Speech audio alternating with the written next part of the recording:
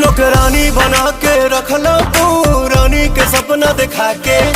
बोला बोला के चलनी हम राजा जी माई के पहले जे जनती चूल्हा चौकी करो बाई नदिया किनार भेजी पानी भरो बाई कबो न बियाह बारा चैती अहो राजा मांगे न सेनुराटी कवैती अहो राजा कबो न बियाह बारा चैती।